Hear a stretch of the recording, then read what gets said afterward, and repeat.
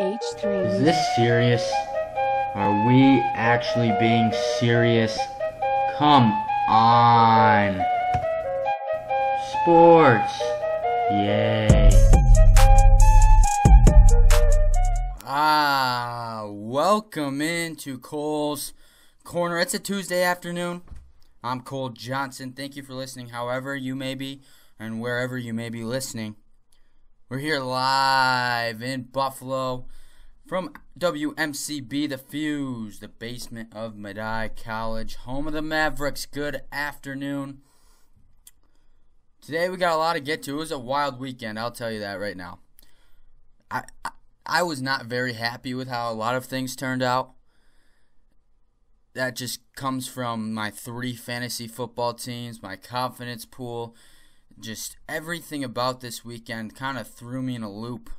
I'm sure it did a lot of other people as well, and that's what we'll get to, but it's tough. It's what sports is, and that's why we love it. But, anyways, this show brought to you by Beyond the Box Score. Don't forget to follow us on Twitter at MavsBTBS in caps. Follow myself and Connor Priesters. We cover a lot of the sports world and around Medaille College athletics, covering them. So, start it here. If there was a weekend in sports that didn't make any sense to me, it would be this past weekend. It was a long weekend, approximately Thursday to Monday, long weekend. You ever have those moments where nothing goes right? You have one of those days where everything's out of place. You wake up, drop stuff, you spill your coffee, lose your keys, your computer won't work, there's bad traffic, you're late for work. Everything that could go wrong has gone wrong. You're stressed out, you're in a bad mood. Everything and anything gets under your skin. You're all ticked off. You want to punch something, wait for the day to be over. You just want to go home and go to bed. That was me this weekend, only filled with extreme confusion. I mean, I spend a lot of time looking at sports, studying sports, a lot of experience watching games, how in all sports, in all aspects, after years of watching, paying close attention to it, and yet it still stumps me. And I'm sure there's a lot of you out there who are in the same boat. But even more so this weekend. This weekend was... The Vikings, they lay a complete egg at home to the dumpster fire Buffalo Bills. Didn't see that coming. Jacksonville scores 6 points and loses at home to Tennessee after the spotless and clean performance they put against New England last week. They looked amazing.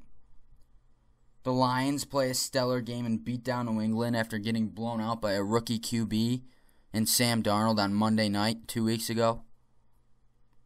The Dolphins are 3-0. They beat Oakland in a system and QB who almost refused to throw it to their best playmaker in Amari Cooper. We've had more roughing the passer penalties than anyone could ever imagine. Some of them, my ancestors would roll over in their grave if they saw them. My grandfather would probably roll over in his grave to see some of these penalties they're calling in the NFL. Hey, the Cleveland Browns won their first game since 2016. And guess what? Tiger Woods won his first championship tour since 2013. Holy cow, that's a lot. There's probably some other things I didn't even mention. That was all just this weekend. Football, and then Sunday, we have to talk about Tiger. Talk about a comeback story right there. Holy. The funny thing about that is he's just been talked about so much, and whether he was going to figure it out, basically. And we find that Tiger's back. Is he really back? Is he going to win another one? Probably. Maybe not. But it's just awesome to see in the sports world. But it also adds that sense of confusion, as I talk about. Yeah, it was a weird weekend. It was a very, very, very weird weekend. But there are a couple of things that make somewhat sense to me, even despite all of this confusion. And that's what we're going to get into here at $50 Take. The Browns winning after Baker Mayfield enters the game, that made sense to me. The Lions beating New England, shutting them down, that makes sense to me because their head coach is Matt Patricia, who is the defensive coordinator under Bill Belichick. And the Patriots have shown a lack of success in September. They don't really get off to hot starts. It's after September is when they don't lose. See, the Cleveland Browns may have finally stopped being the Cleveland Browns. That was the first glimpse of it in years. They put together a decent game on primetime Thursday Night Football on Fox. Joe Buck, Troy Aikman on the call. Everyone's watching. There's no other games to worry about. It's the only game. They gave Baker Mayfield a shot, the number 1 pick in the draft. And he did not disappoint. I'll tell you that. He looked good. They even pulled off whatever you want to call it. A brownie. Kind of a play on words. The Philly special, the Philly. Yeah, the Browns pulled their own off. Let's call it the brownie. That was a 2-point conversion that tied the game. With Baker Mayfield making the catch in the end zone, wide open. We see the bars erupt with fans unlocking that Bud Light cooler. That was pretty entertaining to see. It was fun.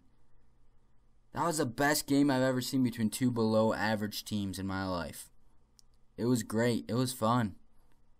It was fun to see. As for the Lions and Matt Patricia, it makes sense. I'm a little upset with myself that I overlooked this game so much. I immediately see New England, and I see Detroit, who just got smoked by the Jets. That was an easy pick for me. I didn't really look into it that much, and I should have. You know why?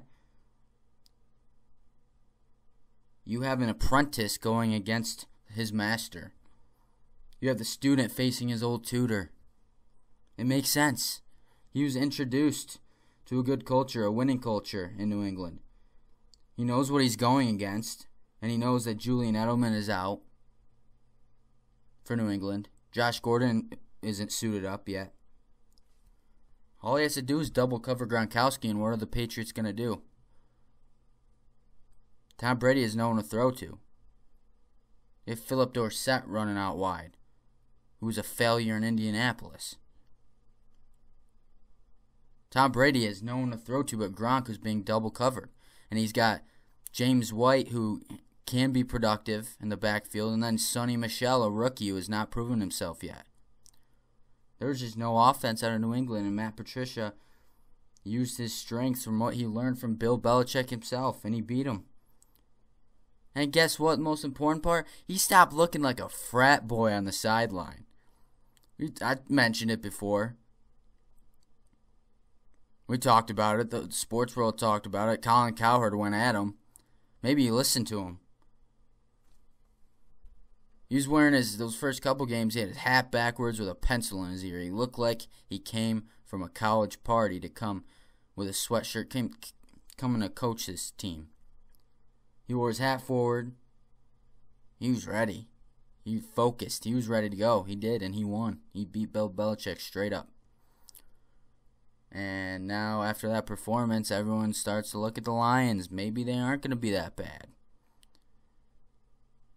And even though all this stuff didn't make sense this week, and it's still kind of shocking the way Detroit played and beat New England, it's still shocking we finally see the Cleveland Browns. Those things make sense to me.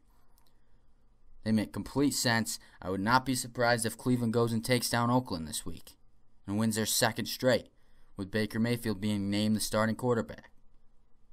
It all makes sense. If you look into it a little bit later, it all makes sense. Makes a whole ton of sense. So, moving on, we're going to get into a new segment, Cole's Catastrophe and Cole's excellence. Are we ready? Cue it up. All right, Cole's failures. Number 1, where I was wrong. The Bills climbed out of the dumpster. For 3 weeks straight now, I had the Bills at the number 1 team as the biggest dumpster fire in the league. They start Nate Peterman week 1. Get blown out 48-3 against Baltimore. Week 2, home to the Chargers. Josh Allen finally steps in and plays. They still get spanked. Going to week 3, they're going to play Minnesota on the road. Minnesota's picked by many to win the Super Bowl, at least represent the NFC in the Super Bowl. The Bills come out of the dumpster out of nowhere and turn the fire into a freaking smoke show of a great performance. Can anyone explain this to me? Josh Allen drives the team down. First drive of the game. He's down there and he dives, makes a diving play in the end zone. He hurdles the guy in the middle of the field to get a first down. And the Vikings offense just completely laid an egg on offense. Terrible. I was wrong there. Bills climb out of the dumpster. Are they going back? Maybe. Most likely. But for now, I was wrong. Excellence. Cole's excellence. Where I was right. Cleveland wins their first game and Mayfield shows out. Baker Mayfield comes onto the scene, makes some plays, makes some throws, and leads Cleveland onto their first win in 2 years. And it has probably most likely ended Tyrod Taylor's career. His career ended that night on Thursday. He had a shot. He led Buffalo to the playoffs, still criticized by many. Hasn't sniffed a 300-yard game through the air in his career. He's a field manager, but that's about it. He has 2 chances to win. The Browns should have been 2-0. They're 0-1-1. They go in, lays more of an egg on Thursday against the Jets. Nothing going for him. He gets hurt. Baker Mayfield comes onto the scene. Tyrod's career is over. Colts failures. Back to this one. The Buccaneers. Woodfall. I said that the Buccaneers would continue to tear and rip down the walls of Pittsburgh. They go 0-3-0, send Pittsburgh to 0-2-1 with the whole drama between Le'Veon Bell and company. And it looked decent at first. Tampa Bay got out to a decent start. Pittsburgh took over, had a 20-point lead, and then Tampa Bay came storming back. Thought they're going to have a chance to win. But then what we'll get into later is how the Steelers closed that game off and why they kept Tampa Bay from completing the major comeback. We'll get into that later, but I was wrong. Cole's excellence. Oakland made its biggest mistake by trading Khalil Mack, and it has shown through just three games how important and blasphemous that deal was. The Oakland Raiders are 0-3. John Gruden is 0-3 coming back to coaching. Like I mentioned before, his quarterback Derek Carr has failed to find Amari Cooper, who really could be one of the best playmakers in the NFL. In 2 of 3 weeks, he's only caught 4 balls. It's not good. Not good for that Raiders offense. And on the defensive end, they don't have Khalil Mack, who is tearing it apart over in Chicago. He made a statement in Week 1 against Green Bay. Bears should have won that game. They blew a 20-point lead. But Khalil Mack had, a pick 6? 2 forced fumbles. He's still doing it. He won them the game this Sunday against Arizona. They almost lost that game. Khalil Mack is a force. A pass rusher, a force on the defensive end. Oakland lost out on that. And they find themselves at 0-3. The Bears are 2-1. Cole's failures. Jimmy G. I said Jimmy G would rip through the league, bring San Francisco to the playoffs. They'd sneak in as a wild card, possibly, fighting with one of the NFC South teams. Well, folks, if you missed it, Jimmy G is done for the year. Jimmy G tried to stretch out a play on the sideline instead of going out of bounds, and he tore his ACL. So now, the man that you just paid a boatload of money to became the highest paid quarterback in the league. He's done. And with ACL tears, those things don't go away easy. He's going to be done for a while. And there's a high percentage that it's going to happen again. San Francisco is in a nutshell right now. They may be the new team in the dumpster fire. Because if they can't find a quarterback to be the presence of Jimmy Garoppolo, they might be in a little bit of trouble. So I was wrong there. And it just happened to be a freak accident. But I was wrong. It's a failure. And there really wasn't more of Cole's excellence this week. We're going to head to another failure. The Giants would start 0-3 is what I said. I thought they're going to crumble, lose on the road in Houston. Deshaun Watson would come back and have a great game. He had a decent game, still threw for 380 yards. But a lot of it was at the end of garbage time, a little bit too late. But the New York Giants came back. Pat Shurmur got his first win as a head coach. The Giants are on their way to play the Saints next week. All is good in New York for now. I was wrong there. So, we're going to jump back to that Pittsburgh and Tampa Bay game from last night. Quite an interesting scene. Because I think a lot of us went into that game thinking it could go in two directions. The Steelers would show up on primetime television, Monday Night Football, like they usually do. Antonio Brown would put on a show. The Steelers would bounce back, get their first win, they'd be okay. Then there's the other side of it.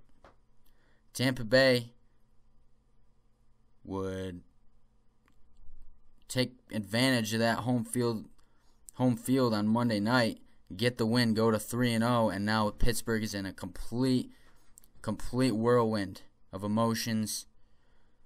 And that's the side I picked. I was going with Tampa Bay. But it went the opposite way. Steelers, yes, they let up a huge lead. We're this close to losing it. But can we look back to a second down and about 11 with just over 2 minutes left to go in the game? All the Buccaneers need to do, they have all 3 timeouts and the 2-minute warning. They need to stop, and they're getting the ball back, and they can drive down the field and win the football game, or at least tie it and send it to overtime. Do we all know who sealed the win for the Pittsburgh Steelers last night? Well, I'll tell you before you have to think too far. It was James Conner, the guy in the backfield. Ran for a beautiful run, first down. Tampa Bay still had somewhat of a chance. They had 2 timeouts. 1 timeout and the 2-minute warning. He runs for another one, breaks out another run, close, maybe 15-yard run, first down, that's over. It's over. Tampa Bay has no chance to stop the clock. It's over. Needless to say, the Pittsburgh Steelers don't need Le'Veon Bell anymore. Talks went up about how the Pittsburgh's putting him on the market for trading. And it became evident last night that the Pittsburgh Steelers do not need Le'Veon Bell and his holding out and his attitude, his whole aura. They don't need it. He held out on his team for 3 weeks. Still no sign of when he's going to come back. He's going jet skiing on Sunday. He's tweeting about the game after week 1 when they tied at Cleveland. He's just a distraction at this point. And the Pittsburgh Steelers, if they were smart, they'd trade him. Get some value. Get some defense. That's been their problem lately. Last year, this year, is their defense. Go get some value.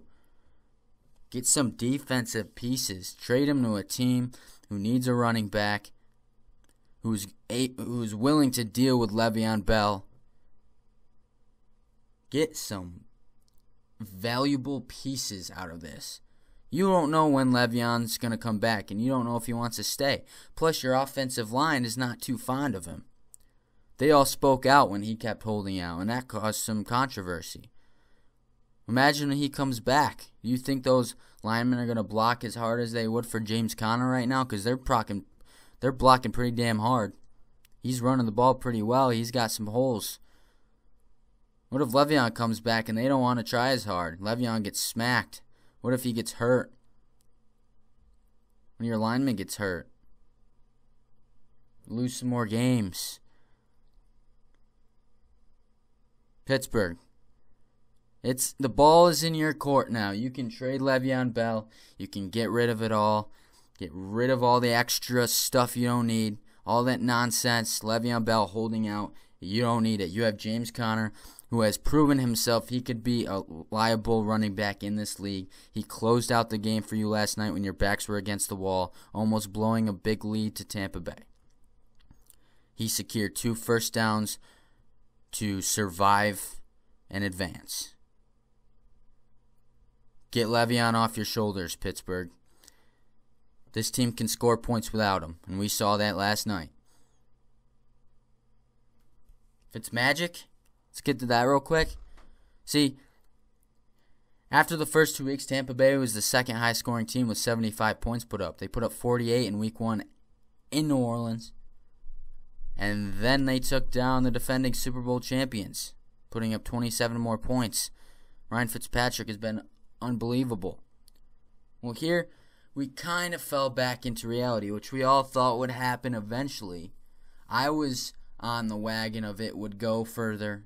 He wasn't going to fall completely in week 3, and he didn't. I was right there. But it showed. We came back to reality a little bit, especially in that first half. He threw 3 picks. 2 of them were One ball got batted up in the air, picked off. Can't really do much about that. It was a great defensive play. Another one, he got hit while he threw it. Airmailed the throw, got picked. Still threw 3 picks, though. That's still 3 turnovers, and is why they trailed 30-10 at the half. But the way he was able to bring his troops back, had a couple amazing throws at the end zone. Mike Evans, Sean Jackson threw some nice balls out to him. He still has some of that magic. Might have to tone it down a bit, not come out on the press game conference looking like wearing Deshaun Jackson's clothes, looking like Conor McGregor. Maybe tone it down a little bit there on that side, but still, it's still there. The Fitzmagic's still there a little bit. If he can get Tampa Bay a couple more wins, we may see Ryan Fitzpatrick starting for Tampa Bay in the future, leaving Jameis Winston out to dry. Because Jameis Winston's back next week. His 3-game suspension is over. He sat and watched Ryan Fitzpatrick lead this team to 2-1 after 3 weeks, after everyone, including me, thought they would be an easy 0-3. Think about it. They had to go to New Orleans week 1, who was a lot of people's Super Bowl picks, play the defending champion Eagles, and then play Pittsburgh on Monday night, a team that shows up in primetime games because they're used to it. It's still there. Fitzmagic might be a little bit there. If they decide to keep him moving forward, we may see the end coming near for Jameis Winston as well. It's tough to say that because obviously he could go to maybe it's the end of Jameis Winston in Tampa Bay. It's tough to tell. Ryan Fitzpatrick isn't your franchise quarterback moving forward, but if he keeps winning games this year, why not go for it? Go for a playoff spot in a very tough NFC South. All right, $100 take coming up. The $1 million take coming up after that. Talk about Cooler Fool, but right now, so we all know people like this. You know people that hate country music. Absolutely, they say they can't stand it. They say they'll listen to anything as long as it's not country.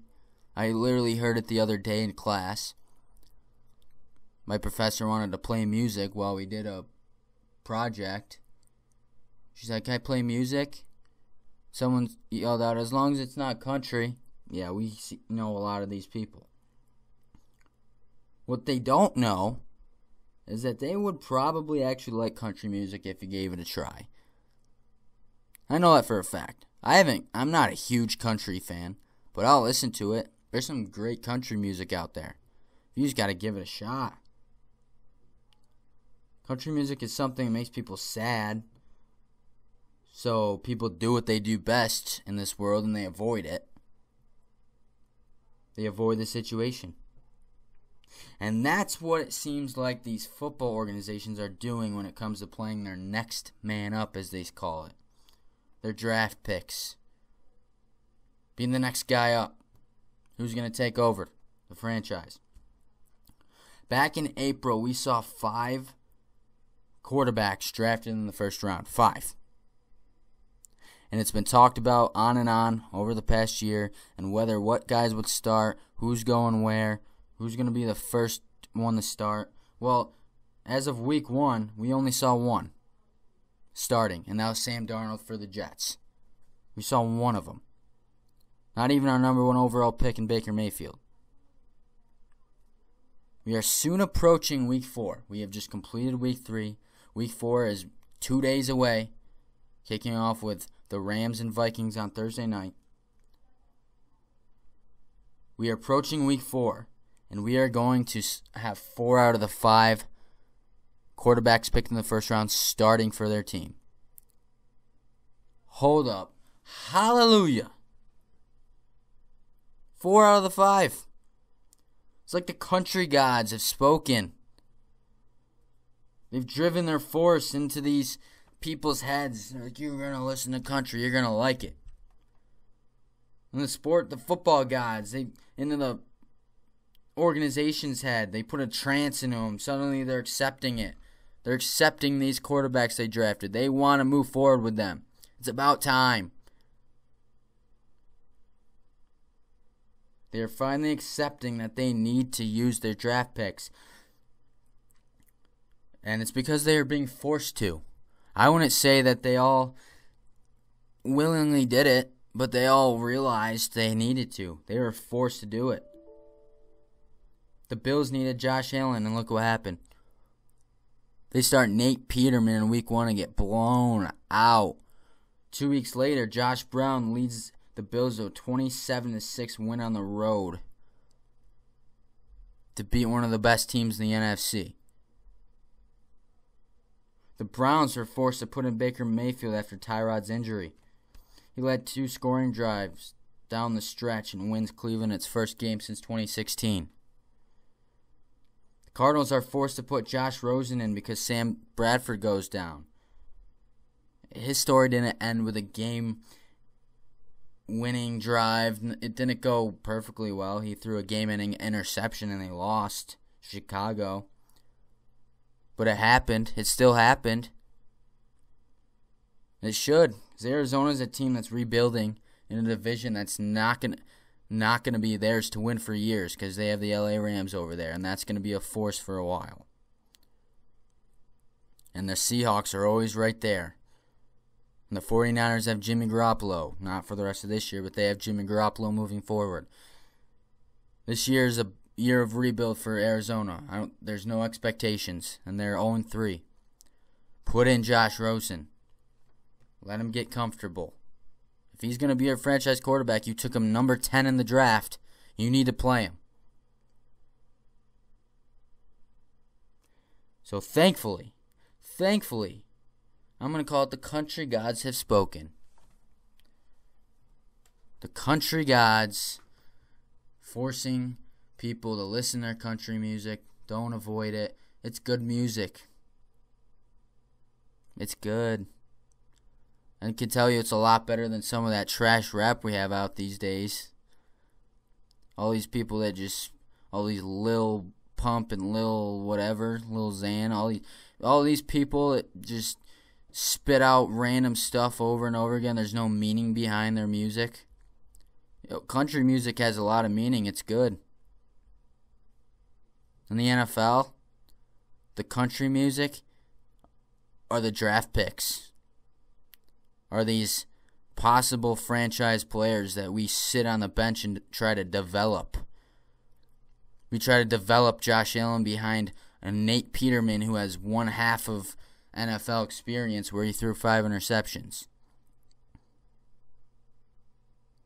Josh Rosen sitting behind a Sam Bradford who is injury prone, can never finish a full season, has bounced around the league quite a bit.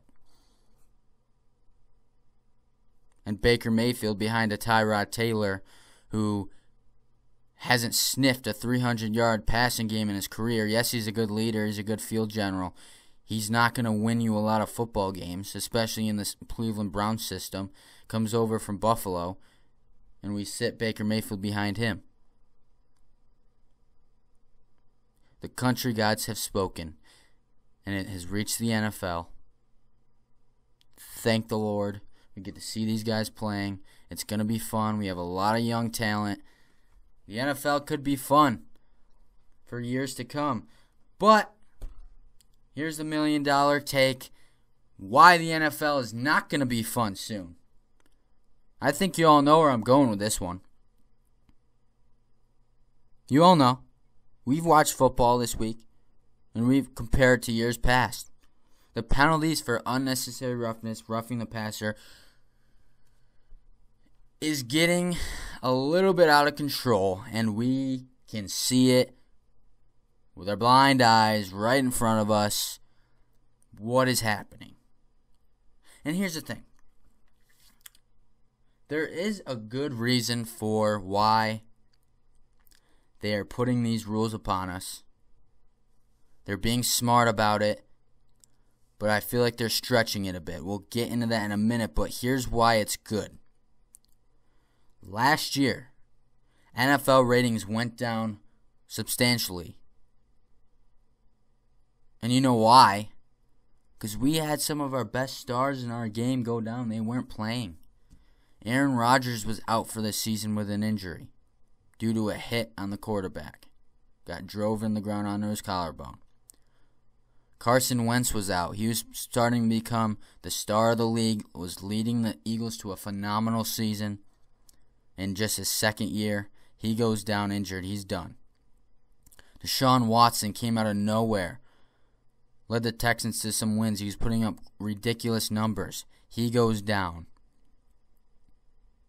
It's the injuries in the NFL that take away from the sports business aspect. Numbers go down. Ratings go down. People aren't as interested in seeing all these backups play. They want to see the stars. And it makes complete sense. And I fully agree with that. So they have implemented these certain rules on how you can hit a quarterback, how you can hit any other player, where you have to hit them. We have a long history of head injuries, and it is a serious thing. The CTE scans and everything, and I think a lot of people overlook how serious it is, but at the same time, it's the game of football. We are playing a game of football. They know what they signed up for. You're going to get hit. You're going to have some bangs and bruises. You're going to get injured sometimes. And we all know that as fans watching it. And we like to see those big hits. But now it's coming to a point where we are looking for a penalty on every single play. There's a pass downfield, ball's up for grabs, someone gets hit. We're immediately looking to see if there's a flag. Because we can't hit guys. And it is transformed into the quarterback and how we can hit the quarterback. Because yes, we're trying to protect him, and I completely understand it. We're being smart about it. We don't want to lose our stars anymore. But at the same time, there's a line, and the NFL has crossed it. The NFL has crossed that line. People aren't allowed to get hit anymore. And a perfect example, for the third straight week, Clay Matthews has been tagged with a roughing the passer penalty. This week's was outrageous. A sack on Alex Smith, had his head to the side, hit him, tackled him, brought him to the ground, and immediately lifted his hands up, got off of him as soon as he could, and yet there were flags. And here's what Clay had to say after the game. Like I said last week, these are big plays. So, disappointed. I tried to change from last week, and still get the flag. So, it's unfortunate. So that's Clay Matthews. Clay Matthews, that's not exactly the clip I wanted to play. But, in essence of it, he went on to say that... Excuse me, sorry. But he goes on to say it's a football play. It's a football play.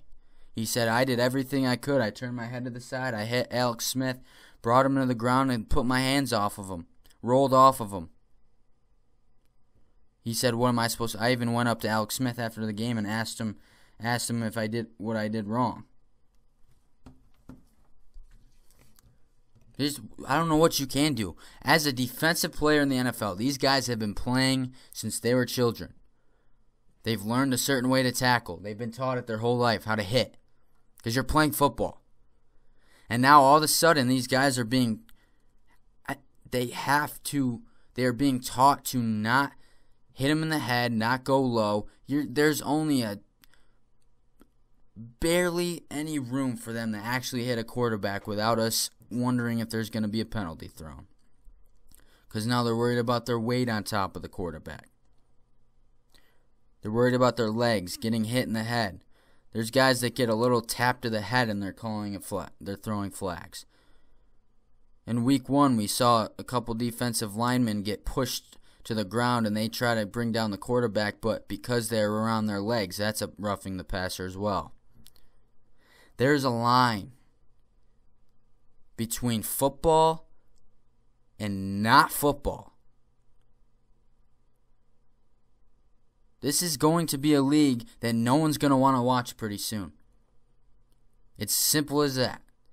Everyone loves the game of football and how it's played, how it's been played in the past, the physicality of it. It's the alpha males going at each other, making hits, being tough, winning games, being competitive. And you do that by not letting the other team score. And when it comes to these calls, the defense has to let up. Because if not, it's a 15-yard penalty and an automatic first down, which can really, really change the dynamic of a game, especially down the stretch. If a team's driving for a game-winning drive and the defense is winning, and they go and make an aggressive play, hit the quarterback, but there's a flag, it changes the whole thing. Keeps the drive alive. Puts them in better field position. We may see, and I mentioned this a couple weeks ago, we are going to see where one of these flags is going to affect a team's chance at winning a game. It's going to cost them a win. It's going to happen. We're only in week 3. It hasn't happened yet, but there's been some calls that have raised eyebrows. And it's going to get worse if they don't figure out what this line that they need to stop crossing is. It's going to happen. Some team is going to get absolutely screwed because of a call like this. So Clay Matthews he has every right to be upset. He's not being able to be a football player, as he said. He said he played this game for 20 years and he's learned how to play. He's been playing it that way ever since. And now all of a sudden he's being told that he has to somehow hit the quarterback without putting any of his body weight on him, which is nearly physically impossible. How do you hit a guy from the front and not fall on top of him when you're going full speed without touching his leg, touching his helmet at all? You could hit a guy square in the chest, but the crown of your helmet may go up and hit the quarterback in the chin, and they're going to throw a flag for that because he got a little bit of his head touched. It's changing the way the game is played, and eventually it's going to go south. It's going to be no contact at all. We're going to be playing flag football in 10 years. The NFL is not even going to be a thing. It's going to be a 7-on-7 flag football league. So the NFL needs to figure out what's going on. How to protect players, and especially quarterbacks, while still being able to play football. We need something figured out here at the NFL. We need something figured out. It's going to be flag football soon. Flag football. And I don't want that. We want to see the NFL keep going. It's my favorite sport to watch, as well as a lot of other American people here. All right, Cooler Fool. This was fun.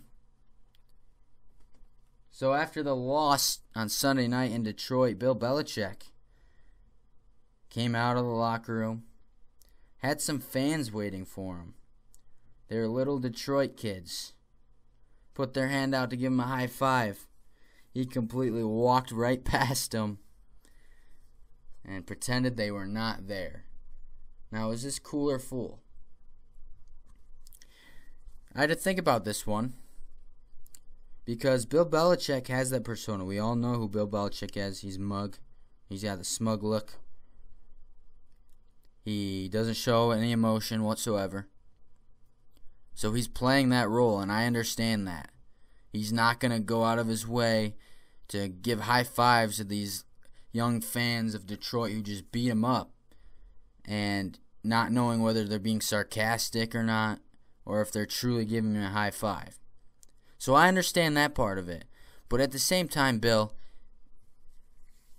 you are a world-known coach. You're a genius. You have had plenty of success. Also drawn a lot of enemies. This is a way to draw more enemies. You just denied two little kids of a handshake, of a high five, a simple high five. You're kind of a fool for that. Just put your pride aside for a half of a second and give these kids a high five.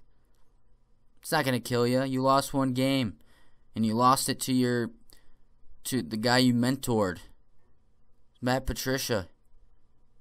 You taught him everything he knows on the defensive end and how to run a winning team. You're the teacher who taught him what to do, and now he's the student who has grown into the teacher. Yeah, you might be a little ticked off, but you're the one who did it. Give some love to the guys who appreciate you, that respect you, these little kids that just want a little high five. Come on, Bill. Get a little cooler. Let's go. I want you on here sometime being cool. All right, Bill? All right. And now, something else I want to do. Dumb Tweet of the Week. Dumb Tweet of the Week. New segment. And it goes to Mr. @MaxMuller6. There's a tweet from a New England-based Twitter page. A lot of New England fans, I believe it's called the Patriots Militia or something like that. And it was a conversation about the game and what was going wrong. Here's what Max Miller 6 had to say. No hashtag offense, comma, no hashtag defense, comma, no clue, comma, the end of a hashtag era, exclamation point. Whom should we beat, even when @Edelman11, Julian Edelman, is back? 10-6 team at best. ... hashtag rebuild. Now, there are some things about this that may make some sense, but the overall aspect of it is it's not happening, dude. Like, you don't have Edelman. You don't have two of your best defensive players in Flowers and Patrick Chung. You're playing against a Matt Patricia who knows everything about the Patriots and played them perfectly. They took the ball out of Tom Brady's hands by running the football effectively. By the way, it was the first time that a Detroit running back had a 100-yard rushing game since Thanksgiving as 2013 and Reggie Bush. It's been 5 years. They finally did it. They kept Tom Brady in the offense off the field. Matt Patricia knew exactly what he was doing, what he was going up against. It's not a big deal.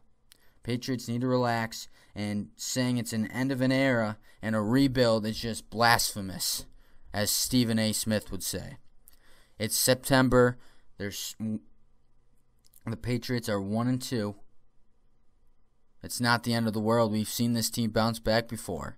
They got smoked on opening night at home last week against Kansas City. They dominated the rest of the season to go win the AFC and go to the Super Bowl once more. As long as Tom Brady's back there, this is not the end of an era. I will tell you that right now. Him and Belichick's relationship might be a little shaky right now, but they will find a way. They are two of the best competitors we've ever seen in the sports world, ever. They're going to find ways to win. So, Mr. Max Muller 6, hold your horses a little bit. You have the dumbest tweet of the week. Thank you. So, let's wrap it up. So, I talked about how confusing this week was in sports. It was just a wildfire of things. All the upsets in football, the Tiger Woods winning his championship. Expect the unexpected in sports. That's all it can do. That's how it goes. That's why we love sports. That's why it goes each and every day, because we don't know what's going to happen. We put so much hype into certain matchups every day, every week, and it's a higher percentage that it's not going to go the way we expect it to. I learned that this week, and that's why being all stressed and annoyed because of my fantasy teams and confidence picks just crap in the bed. Let's just enjoy it. I just want to enjoy football. There's a lot of talent. There's a lot of fun teams to watch this year. The NFC's loaded. It'll be interesting to see if the Steelers and Patriots bounce back, who have both got off the shaky starts. See if Kansas City Chiefs can really keep up what they started with Patrick Mahomes. There's just a lot of talent, a lot of raw talent, a lot of great teams this year. It's going to be fun once the playoffs come around. Let's enjoy it. Let's enjoy football and not let the penalties get to us too much. We're just going to have to roll with it. Hopefully the NFL figures it out.